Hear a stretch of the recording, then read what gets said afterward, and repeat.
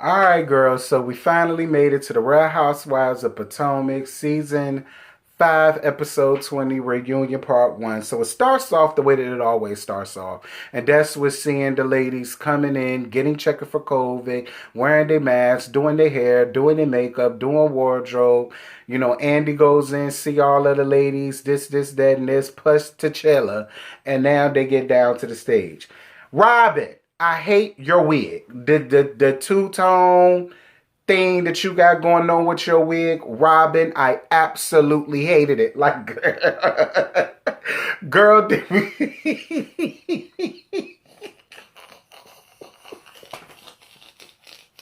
Cut the camera. Robin, thank you so much for trying as hard as you could.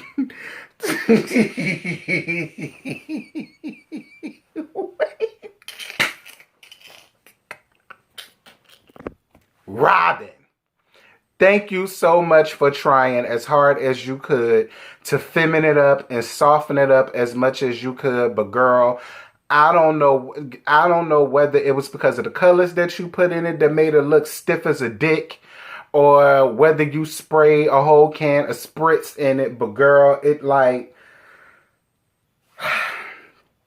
So I guess going to Karen's wig event did absolutely nothing for you. Moving on. So then they show a montage of the ladies over the past 5 seasons and how they've changed, including their wigs and this, that, and this, child. So then they talk about Tacky Gizelle's outfits over the season. So Karen says that her outfits are a mess.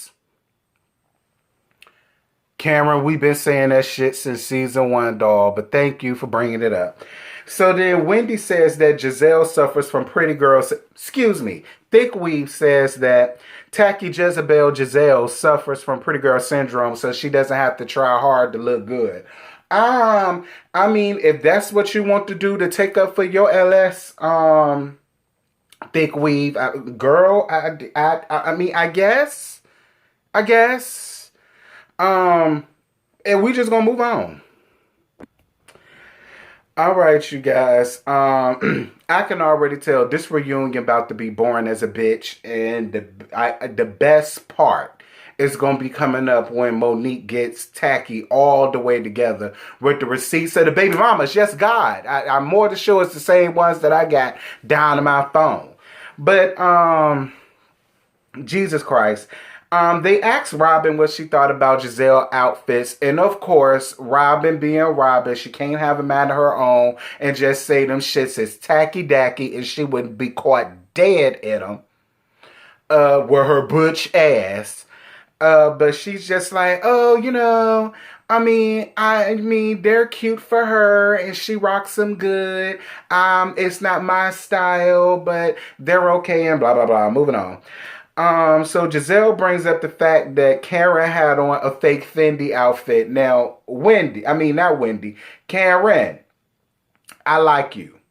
But that Indy was fake as fuck. And I wish you would have just said that. I wish you would have been like, girl, listen, I wanted a cute little Fendi outfit. They didn't have it my size, so I decided to go down to the local swap meet. And, you know, I didn't think that the cameras was going to catch it, but the cameras caught it. Because that whole thing about it being altered. Karen, I had plenty of things altered, but they didn't take a whole letter off of a name brand outfit. I'm just going to be real. But I'm going to let you have it, Karen. Gizelle brings up the fact... No. Robin says that Karen has said on multiple occasions how her and Gizelle were responsible for the fight. Well, Gizelle is responsible for the fight. Your ass is just collateral damage. And I feel as though that's what the fuck you get, Great Dane. It is what it is. Learn how to have a mind of your own. And if you would have gotten your head out of Gizelle's cooch like I've been telling you to do, you wouldn't have been brought up in there. You guilty by association. And that's just where that's at. So then they get down to Thick Weave. I don't care. And then they talk about Kamala Harris being the vice president and being the AKA and how that made them feel. And I was all down for that. And then Ashley talked about how Wendy throws around her degrees in people's faces. I understand Wendy. I get it. It's a Nigerian thing. It's a culture thing. In Nigeria, you are taught that your education is number one, and it's the end all be all. But this is the thing. You in America, and we don't get down with showboating and throwing up at people's faces about your degrees, honey. Your degrees should only mean something to you and your fan bam. It don't mean shit to the general public that's walking around out here every day. Let's be clear. A lot of the most successful people in this earth got their success by not being or having a college degree. Moving on. All right, you guys. So then Tacky and the off-duty dyke throws Karen up under the bus about trying to kick Wendy up off the show. Wendy says that the reason why Karen didn't warm up to her is because she didn't look up to her like Mother Goose. A part of me kind of believes that is true, but this is the and Robin, this is exactly why you get blamed for everything that Gizelle does. Because you felt the need to chime in when they wasn't even talking to you or about you. You understand what I'm saying? Like, I find it amazing at how y'all look for respect from everybody at every moment of the day, but y'all bitches never give it. You understand me? Like, this whole fake ass bullshit friendship or liking ship that y'all got for Wendy or whatever the case, or Candace for that matter, it's all fake, it's all fraudulent, and I'm just not here for it, and we're just gonna move on. So Andy said that he heard it through the grapevine that Candace and Chris finally moved out of Dorothy's house, and she says that she'll wait to talk about that when he get out there, girl, I guess. So then they talk about her song versus Ashley's song. And then Candace threw the first blow, saying that her song was trash. And then Ashley came back and said that you keep talking about trash and calling people and calling things trash. Have you looked in the mirror lately? And then Candace says that she needs to worry about, she says that her nasty husband is itching. And so that means that she's itching. She should go get checked out or something. And this is my whole thing.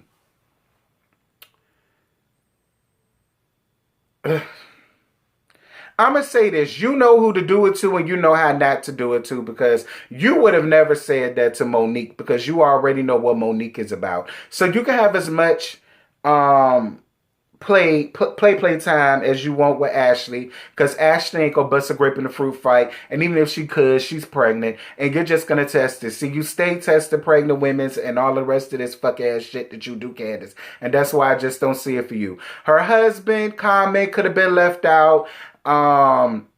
You know, her and her kids, you didn't even have to bring it up. Like, I was with Ashley on that. Like, you could have kept it between me and me. You could have kept it between me and you. Leave my man, leave my kid up out of that. And then again, here goes the dickless dyke coming up in there trying to swoop in to save the day for Candace, trying to talk about, well, you know,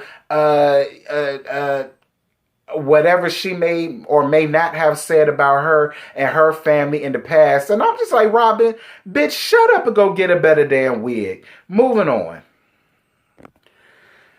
Oh, dear God, the amount of hypocrisy and grandstanding that I just saw in this shit really triggered me to no end. So then Andy asks a question about colorism. Somebody brought up a question, tweeted or emailed the question about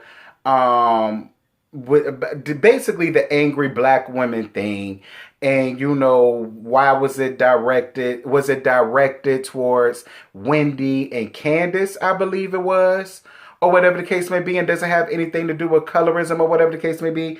And then Wendy calls out Ashley, saying that she uses buzzwords and trigger words and terms to try to make it seem as if she's angry or she's this or she's that. And then she talks about how people was hitting her up, calling her all kind of bitches and hoes and this, that, and this. And then Robin has the nerve to talk about the weight of words and this, that, and this. But I find it really funny.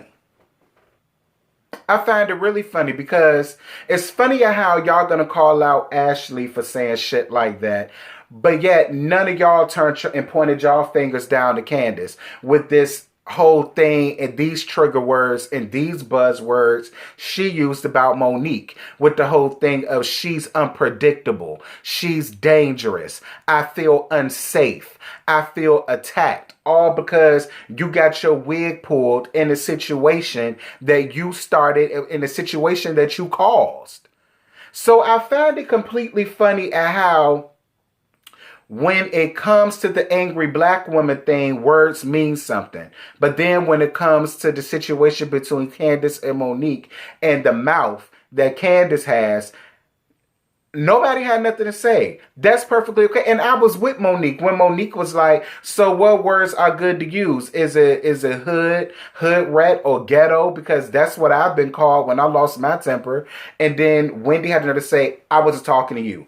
Bitch, who gives a fuck? Yeah, you won't talking to her, but the same way that everybody else could chime in when people are talking, she has the right to do the same. And I love the way Monique just sat there and all of her glory and grace and still talked over your fuck ass and said whatever the fuck it was that she had to say. Like, that really pissed me off because I hate when people do that.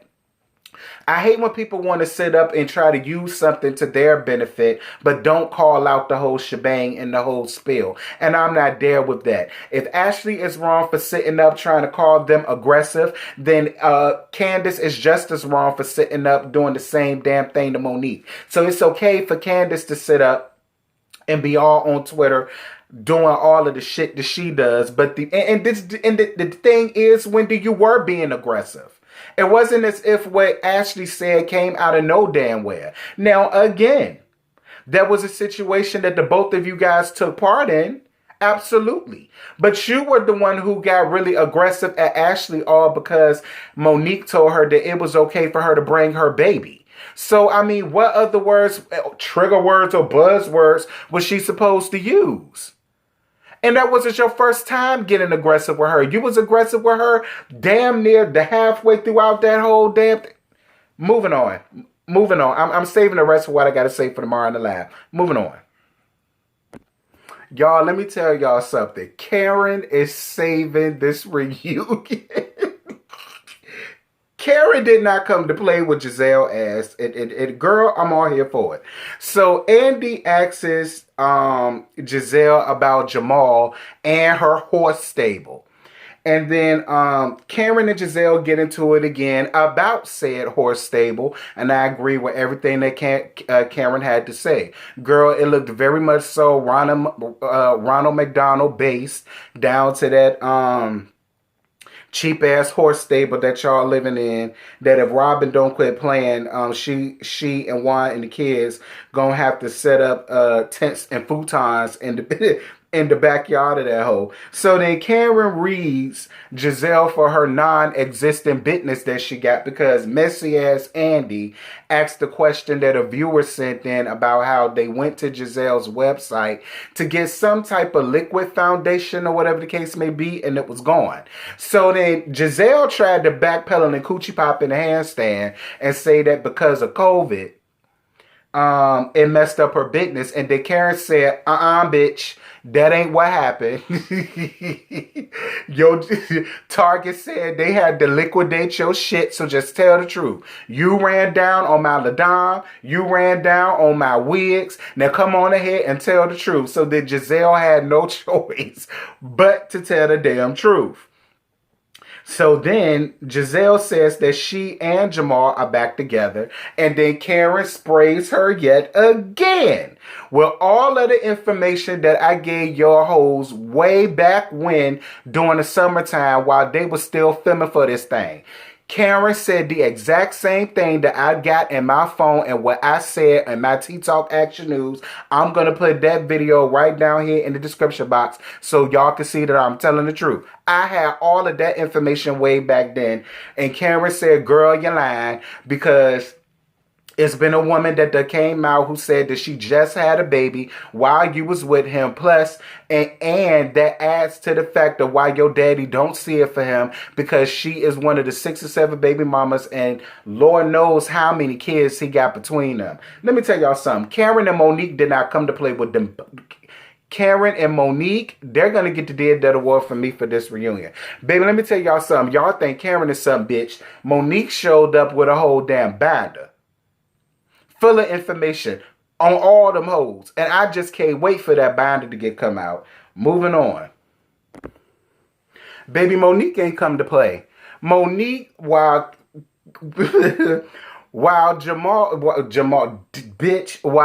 girl, listen, this just picked up. While Giselle was sitting up there trying to overtalk, then you got Candace talking all her shit. Candace, your ass can't fight. Shut the fuck up and sit back and mind your own damn business. Every damn thing that she said is the exact same thing I got in my phone. And if you don't believe it, when I edit this video, baby, I'm finna put it all up out there, baby. I may as well, because she went on ahead and gave it to Monique, so I could go on ahead and let y'all know the same source that Monique got is the same damn source that I got. You better come through, go in and let have Miss Monique. That's how you clear a bangy ass bitch like Giselle. She's getting exactly what she deserved, and I'm all here for it. And with that, I'm gone. Bye. What you're given, that's how we live it. Don't be mad at the system, it's simply how we've existed. I hear a lot of people talking like they politicians and choose to be an accountant because it's safe in the business.